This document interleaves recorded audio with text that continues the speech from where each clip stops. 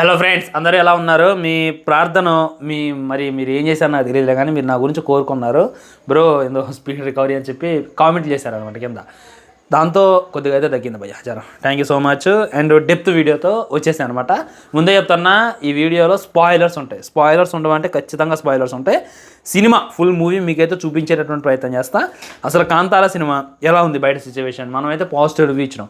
మరి బయట వాళ్ళు ఏమని రివ్యూ ఇస్తున్నారు అనేటటువంటిది క్లారిటీగా క్లుప్తంగా మాట్లాడుకునేటటువంటి ప్రయత్నం చేద్దాం అనమాట. Kantara cinema unanimous block buster, దాంట్లో డౌటే లేదు. ఎవడు రుద్దాల్సిన అవసరం లేదు. అరే సినిమా హిట్ అయిందిరా అని చెప్పి ఏరేవాడు రుద్దాల్సిన అవసరం లేదు, వేరేవాడు ఇచ్చేయాల్సిన అవసరం లేదు, సక్సెస్ కాకలకే సక్సెస్ మీట్లు పెట్టాల్సిన అవసరం లేదు. ఈ విధంగా ఒక రేంజ్లో యునానిమస్ బ్లాక్ బస్టర్ని అయితే కాంతారా మూవీ టీం అయితే దక్కించుకుందనమాట. ఎలా సాధ్యమైంది చూసుకోండి. నేను వెయిట్ అండ్ న్యూస్ రేటింగ్ ఎక్కువ ఫాలో అవుతాను అనమాట. దాంట్లో ఏ సినిమాకైనా సరే, ఈవెన్ పెద్ద పెద్ద సినిమాలకు సైతం 2.5 2 రేటింగ్ ఇచ్చేవాళ్ళు. కానీ ఇవాళ నేను చూసుకుంటే 3 రేటింగ్ ఇచ్చారు. మాటలా భయ్య.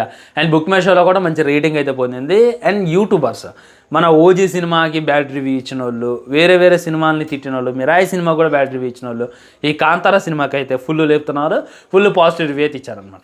మరి ఎలా సాధ్యమైంది ఇది అనేటటువంటిది క్లారిటీగా క్లుప్తంగా మాట్లాడుకునేటటువంటి ప్రయత్నం చేద్దాం ఫ్రెండ్స్. సినిమా మంచిగా అలా పాజిటివ్ టాక్ సంపాదించుకోవడానికి, ఈ విధంగా జనాల ఆదరణ పొందడానికి కారణం ఏదైనా ఉందంటే ఆ ఓల్డ్ బిల్డింగ్.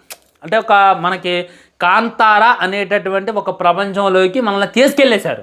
ఫస్ట్ స్టార్టింగ్ ఒక 10 minutes ఆరు ఒక 5 minutesలోనే సినిమాలోకి మనం ఎంటర్ అవుతాం. ఆ రాజులు కదా, రాజులు ఏం చేసేవారు ఒకప్పుడు, ఏ విధంగా యుద్ధాలు ఏ విధంగా జరిగాయి, కాంతారా అంటే ఎందుకు వాళ్ళందరికీ కూడా భయం పుట్టింది అనేటటువంటిది ఫస్ట్ 10 or 5 minutesలోనే మనకు తీసుకెళ్లారు. కొడుకు వచ్చి అడుగుతుడు, నాన్న ఇక్కడ ఎందుకు మాయమేండని. నాన్న ఇక్కడ మాయమేయడం గల కారణం ఆ బాయిరా నాన్న పవిత్రానాయ సాధువున వినాశాచాయ దుష్కృతం ధర్మ సంతాన సాధన సంభవామి యుగ యుగే అని చెప్పి ఒక శ్లోకం చెప్పి సినిమాని అయితే స్టార్ట్ చేస్తారనమాట. ఇక్కడే స్టార్ట్ అయింది. ఇక్కడే సినిమా యొక్క మెయిన్ కాన్సెప్ట్ ఏంటి అని చెప్పి అర్థమైంది. సో ఆ బాయ్ ఎందుకంత స్పెషాలిటీ అంటే అక్కడ కారణ జన్ముడు పుట్టిండు. తనే మన రిషబ్ శెట్టి పుట్టిండు అనమాట. తను అంటే అతీత శక్తులు ఉన్నవాడు. ఆల్మోస్ట్ సినిమా స్టార్ట్ అయినా ఒక 15-20 minutes దాకా రానే రాడు. మ్యాక్సిమం సినిమా అంతా కూడా అలా వెళ్తూ ఉంటుంది. ఇక అదే టైంలో అక్కడ ఉన్న వాళ్ళు, కాంతారాలో ఉన్న వాళ్ళు అంటే ఇక్కడ ఉన్నటువంటి రాజులు ఇక్కడికి వచ్చి ఏదో చేసేటటువంటి ప్రయత్నం చేస్తారు. ఆ టైంలో మన వాళ్ళు అయితే ఒక ఫైట్ చేస్తారనమాట. ఎలా సినిమాని అయితే స్టార్ట్ చేస్తారు. సినిమా స్టోరీ ఏంటంటే కాంతారాకి ముందు జరిగింది. కాంతారా చూశారు కదా మీరు, దానికన్నా ముందు అక్కడ ఒక రాజు ఉండేటోడు. రాజు మనశ్శాంతిని కోల్పోయిండు, ఒక రాయి కోసం తన రాజ్యం మొత్తాన్ని కూడా రాసించిండు అనేటటువంటిది మనకి కాంతారాలో చూపించారు స్టార్టింగ్లో. సో ఎందుకు ఆ విధంగా తన మనశ్శాంతిని కోల్పోవడానికి గల కారణం ఏంది, దాని వెనక ఉన్నటువంటి స్ట్రాటజీ ఏంది అనేటటువంటి దాంతో అయితే ఈ సినిమా అయితే స్టార్ట్ అయింది. సో దానికి ఒక రీజన్ కావాలి కాబట్టి రిషబ్ శెట్టి. సో తనేమి అందరిలాగా పుట్టాడు అనమాట. డైరెక్ట్గా బాయిలో నుండి అవతరిస్తాడు, చుట్టూ పులి తిరుగుతూ ఉంటుంది. ఇక్కడ మీకైతే మ్యాక్సిమం గూషమ్స్ అయితే వచ్చేస్తాయి అనమాట. ఇంకొచ్చిన తర్వాత అక్కడ ఉన్నటువంటి ఇక్కడే ఉంటుంది అనమాట.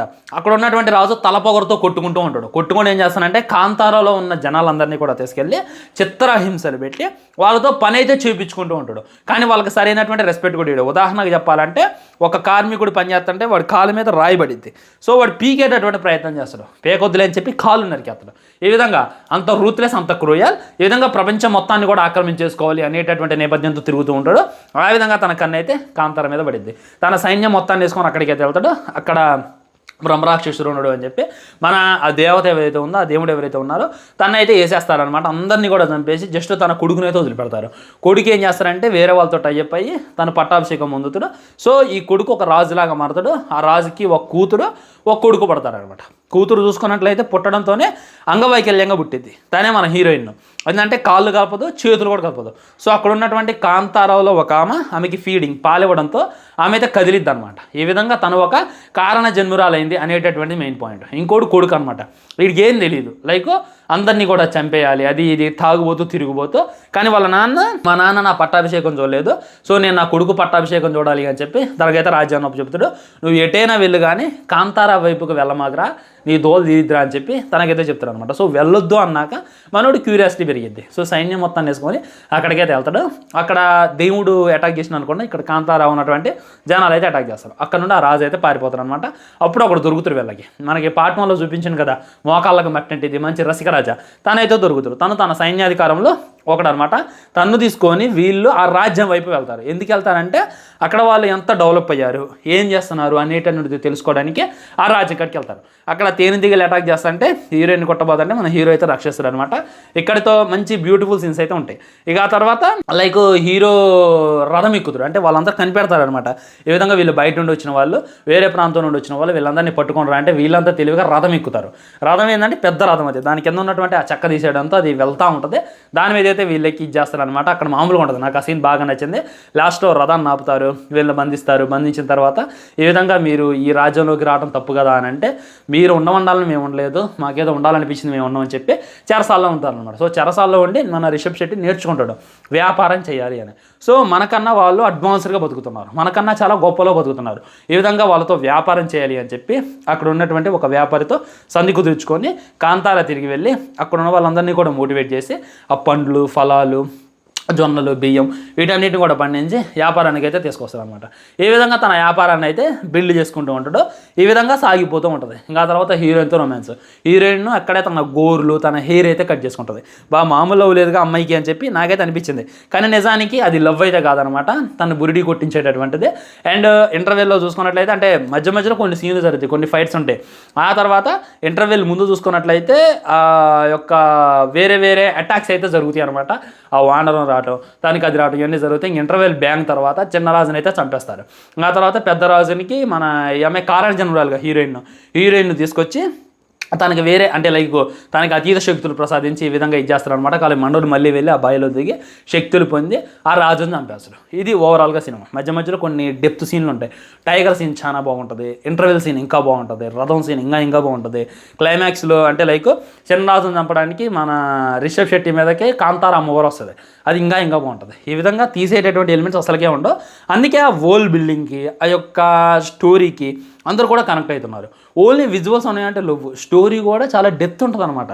లైక్ ఏదో తీయాలి కాబట్టి తీసేయాలి, అంత పవర్ఫుల్ అయినప్పుడు మన రిషబ్ శెట్టి కాంతారాలు చాలా పవర్ఫుల్. అంత పవర్ఫుల్ అయినప్పుడు తన గ్రాండ్ ఫాదర్ది ఏ విధంగా ఉండేవాళ్ళు, తన తాతలు ఏ విధంగా ఉండేవాళ్ళు అనేటటువంటి మెయిన్ పాయింట్ని హైలైట్ చేస్తూ ఈ సినిమా అయితే తీశారు. సో దానికైతే మంచి వరల్డ్ బిల్డింగ్ పెట్టారు, మంచిగా కథా స్క్రీన్ ప్లే అంతా కూడా చాలా బాగుంది. దానివల్లే సినిమా ఎంగేజింగ్గా ఉంది. గట్టిగా మాట్లాడాలంటే కాంతారా పార్ట్ 1 ఎందుకు పనికిరాదు. కాంతారా పార్ట్ 1 ఫస్ట్ హాఫ్ అంతా కూడా కొద్దిగా సోదే ఉంటుంది అనమాట. ఇంటర్వెల్ దాకా అలా జరిచింది. సెకండ్ హాఫ్ కూడా సోదే ఉంటుంది. జస్ట్ క్లైమాక్స్ సినిమాని అలా లేపింది. అదేవిధంగా ఈ సినిమాలో ప్రతి సీన్ క్లైమాక్స్ లాగా ఉంటుంది. రిషబ్ శెట్టికి అర్థమైంది జనాలు కాంతారా సినిమాని ఎందుకు అంత హిట్ చేశారు అనేటటువంటి పల్స్ తనకైతే అర్థమైంది. అందువల్లే సినిమా మీద ఇంత హైప్ పెట్టిండు, ఈ సినిమా మీద ఇంత హై బడ్జెట్ పెట్టిండు.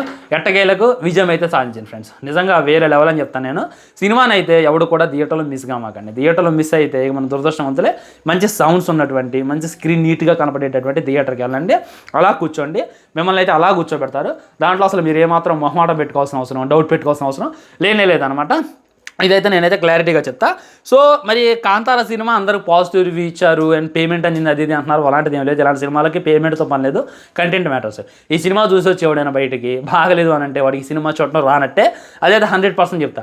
ఎందుకంటే ఏ రేటింగ్ ఇవ్వండి, ఏ రివ్యూ ఇవ్వండి 3 పాయింట్స్ రేటింగ్ ఇవ్వటం, సినిమాని అలా లేపడం జరుగుతుంది. కాబట్టి ఖచ్చితంగా సినిమాలో దమ్ముంది, వెళ్ళండి.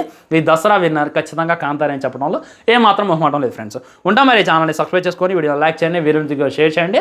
తర్వాత మన ఇడ్లీ కొట్టు అండ్ కాంతార ఈ సినిమాని రెండింటిని డీకోడ్ చేసి ఏ సినిమాకి వెళ్ళాలి అనేటటువంటిది పెద్ద క్లారిటీ మీకైతే ఇచ్చేటటువంటి ప్రయత్నం చేస్తాను. బాయ్. ఛానల్ సబ్స్క్రైబ్ చేసుకుని వీడియో లైక్ చేయండి, వీడియో షేర్ చేయండి. వందే మాత్రం జై హింద్.